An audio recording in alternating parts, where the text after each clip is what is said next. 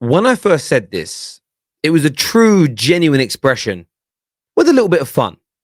When I said that Arsenal Football Club scare me, it's because I saw a team really coming together as one. But the reaction from the mainstream media, the majority of football pundits, journalists, and of course, rivals of Arsenal confirm one thing and one thing to me only. That not only was I right to fear them, that everybody is becoming scared of Arsenal. It's just an absolute cast iron straight fact.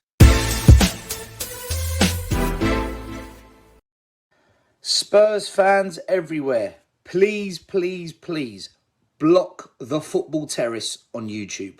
All they do is trash us, kiss Gooner ass, clickbait lies about us. They hate us. Block them. I don't know what to say to this. Someone sent me this clip this morning saying, Joe, have you seen this? Have you seen this? You've been called out. I watched it and I don't know who this gentleman is personally. I don't think I've ever spoke to him. If I have, I apologize, but I don't remember having any interactions with him. Runs a Spurs channel, more power to him. A lot of Spurs fans are angry at me. Today, I've had people threatening to beat me up, people calling me a liar. Of course, I've had the fake Arsenal fan claims. It's been kind of mesmerizing to me, the anger that has come out from Spurs fans towards me in the last few days, purely for praising how good Arsenal Football Club are. Now, let me first of all start by saying this. I will never be intimidated into not giving my true footballing opinion by anybody. The guy actually put this video out about a week ago. Since then, we've grown by about 4,000 subscribers. So clearly it's not working. But we'll always express our true opinions at the Football Terrace. We always will do that. But why? Why is this individual? And why are many, many people angry with the Football Terrace? And I've said it for many, many weeks now, and I'll say it again. Arsenal were the whipping boys of the top six, in the sense of they were losing a lot of the top six clashes. They had a lot of embarrassing results, 2 8th place finishes, the collapse at the end of last season. They, for a long time now, the I can't take it anymore, Robbie. It's time to go era on social media. Everybody enjoyed laughing at Arsenal. Arsenal were the team that made all of us feel better about our football clubs. That's now done. That's now finished. That's now over. We all know it's over.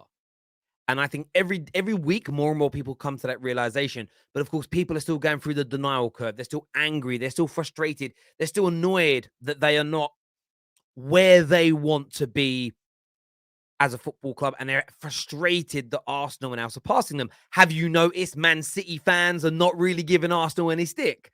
It's everybody else that's doing it, and we know why, because they feel threatened, and a hit dog will always holler. Now, in terms of Arsenal, we're going to get back to this fan in a moment, so bear with us on this. I want to speak about Arsenal. We all know what I think and feel. Football looks brilliant. Points total was great. 12 games this year, 11 wins.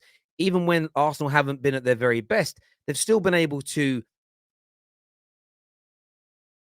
get the winning results the majority of the time. Just Arsenal at Old Trafford beat them. That is no embarrassing result, irrespective of what people try to tell you. And the game could have gone either way. It was a fairly even game for large parts. The lack of respect being shown to Arsenal is kind of typified here for this brilliant clip from David Moyes on TalkSport. Take a listen to what he had to say. I used to listen to TalkSport, which most of us do regular, and there's a lot of the people on there always critical of Arsenal over the last few years. And I've been saying, and Piercy will tell you, I think that Arsenal have been a really good team for a while when nobody was giving them the respect. They brought in Odegaard, who's made a real difference in the position he plays for them, makes it very difficult. I think Mikel had an idea on of what he thinks it should look like, and I think that after working with Pep for a few years, it'll have given them all that guidance in how to sort of prepare a good team. It was just that I felt that nobody was giving Mikel any credit whatsoever. And I want to freeze it there, because that's what's spot on about it. There was almost no credit being given. And even last season, when I started to praise Arsenal a little more, I'm seeing the green shoots, I'm seeing the progression. It was met with venom, and that's been tenfold this year. As I say, I've been called out in the last few months for saying that I'm fearful of Arsenal, and as a rival, I am fearful of Arsenal. If you're not, you're disrespecting them. I'm fearful of all good teams. Not in terms of my little boy scared under a bed, hiding under a blanket, scared of the boogeyman. Just fearful of this was a team that were not really a threat. If we were to improve and try and get back to our winning ways, Arsenal weren't a problem. They now are. They're a big, big problem for everybody. But some people are just really struggling with being able to handle that, in my opinion. And what's really crazy is Spurs fans especially are like, Terry, you're a disgrace.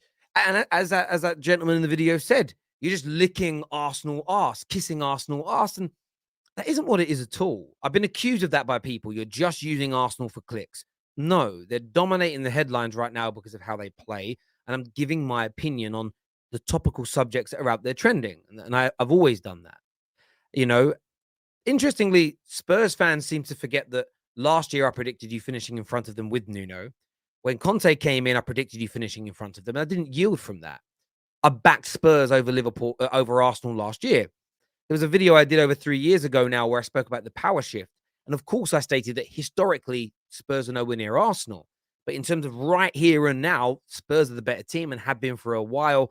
In the contemporary sense of the word, the power shift had moved over on the pitch. However, Spurs had to go and generate those trophies and they didn't do it. Of course, I praise many, many players within the Spurs system as being brilliant. When Vertonghen and Toby were the centre-backs, openly stated many times, one of the best centre-back pairings I'd seen in many years in the Premier League. Harry Kane I rate as one of the best finishers in the world and the Premier League has ever produced. Son, I think, is world-class. This summer alone, I praised transfers such as Jed Spence and Yves Bissouma, who I think are both exceedingly talented and could go on to very, very, very high levels. I've praised Spurs many a time. I fought for 2 or 3 days on the bounce after the Ajax comeback and stated that barring the Champions League final between Manchester United and Bayern Munich and Liverpool versus Milan because they won the trophy, it was outside of final comebacks. It was the greatest comeback in Champions League history. Liverpool fans vehemently denying that, saying that the night before against Barcelona was. But I stood in Tottenham's corner. In fact, I was moved to tears when Tottenham won that game, mainly due to the fact that my dad is a lifelong Tottenham supporter, and I felt so happy for him that he was going to get to witness a Champions League final. There's been many, many times where I've praised Spurs when they've deserved praise. And I'm not attacking Spurs now. Spurs are a team that I predicted, this is from a few weeks ago, would finish 4th this season. I'm at a point where I'm very close to amending that statement and stating that I think Spurs now are actually going to come 3rd. I didn't predict that Liverpool would be as bad as they are. So I've said Spurs are going to be a very good team under Conte. They're going to make the top 4 this year. After that, they're almost a guarantee for that now. And I've also stated on a number of occasions that they've got the best manager they've had since Bill Nicholson. The praise is there. But what's frustrating is that it's not enough. You need to praise us more. You need to give us more credit. Why? Arsenal fans don't need my validation. Spurs fans don't need my validation. I'm here just to give opinions. But I do, and I want to say this. Calling people to boycott the football terrace, cancel the football terrace, block the football terrace, in my opinion, is snaky, is dirty, and very disrespectful. You're part of the fan channel community as well. Disagree with me all you want, but challenge me. Have a debate. Say that I'm wrong. Block, don't listen to, don't help this industry that we've, I'm one of the early originators in this industry. And one of my biggest bugbears has been that this continual infighting and don't work with them and don't chat to them and ignore him.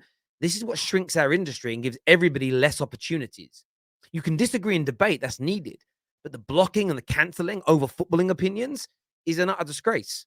But I have turned around to this individual here that, listen, he hates what we do. This individual here, referring to Arsenal as Arsenal, saying that it's pure hate towards Spurs on the football terrace. He has stated that, we'll come back to that one in a minute. He has stated that he doesn't feel intimidated by our audience, but he didn't really want to live stream on here. He's now agreed to that. But he refers to Chelsea as Chelscum. And as you see here, Arsenal. But yet thinks that Arsenal get more love than anybody else on the terrace. I mean, I don't understand why a grown man would use those kind of words. But I also think a part of the guy's issue is he really wants to be on the football terrace, or he wants better people, as he puts them.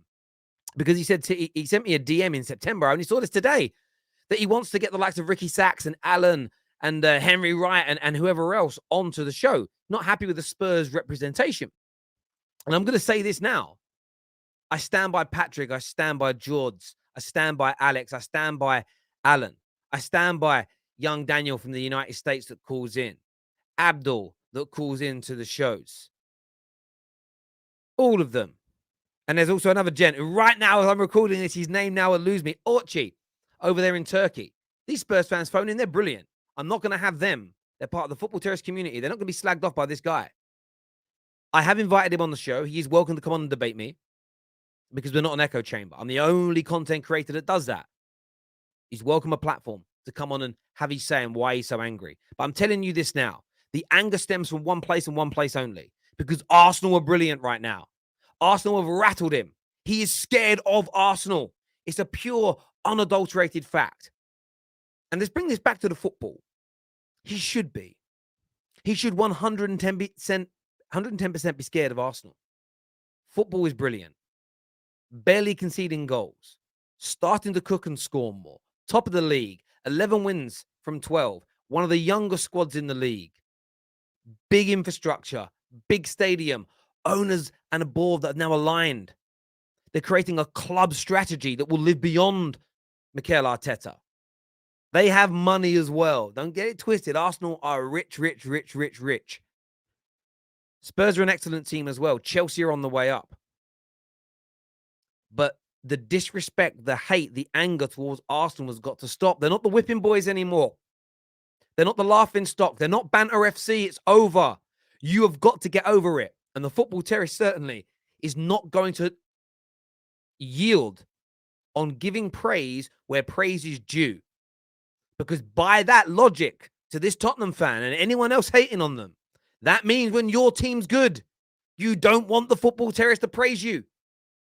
Imagine that. And that's what the cancel culture does. Even at this minute level, and it's a really weird thing to want someone cancelled over because they're praising Arsenal being good. But when you perpetuate the cancel culture, all you ensure is that you are cancelled in future, or talking points you want to be highlighted in future will not be discussed. And the Football Terrace has never been and will never be until the day I die an echo chamber. Smash the like button, subscribe to the Football Terrace, and we'll see you soon.